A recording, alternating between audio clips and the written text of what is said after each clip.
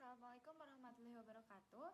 Perkenalkan, nama saya Alika Feruzra Azizah dari kelas 1D dengan NIM 12521000096.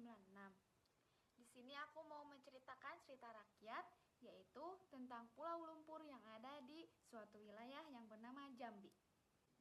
Pada zaman dahulu, di sebuah hutan yang luas terdapat kerajaan yang dipimpin oleh 3 bersaudara. Yang pertama, Pamuncak Tanjung Talang, yang kedua Pamuncak Tanjung Sari, dan yang ketiga Pamuncak Koto Tapus. Pada saat itu, Tanjung Talang mendapatkan hasil panen yang sangat melimpah, hingga dia mengadakan pesta selama 3 hari dari siang dan malam. Dan juga Tanjung Talang ini mengajak keluarganya untuk datang ke acara pesta itu.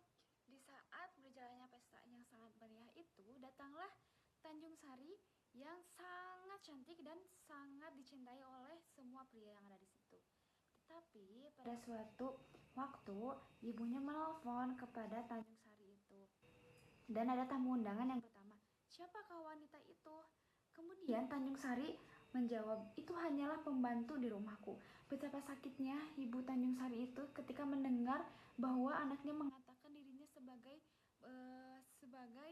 pembantu di rumahnya. Pada saat itu, ibunya pun merasa sangat sakit hati karena telah dikatakan oleh anaknya sendiri bahwa dia hanyalah seorang pembantu di rumahnya. Kemudian pada saat itu, ketika Putri Tanjung Sari itu bepergian ke sebuah pulau, ibunya itu meminta dan berdoa kepada Tuhan untuk supaya putrinya itu dimakan oleh lumpur dan tidak ada satu orang pun yang dapat membantu dirinya. Kemudian Tuhan pun mengabulkan doa seorang ibu yang tertindas itu, dan kemudian lumpur panas itu memakan putrinya, dan juga putrinya tidak bisa dan tidak mampu untuk menyelamatkan dirinya sendiri.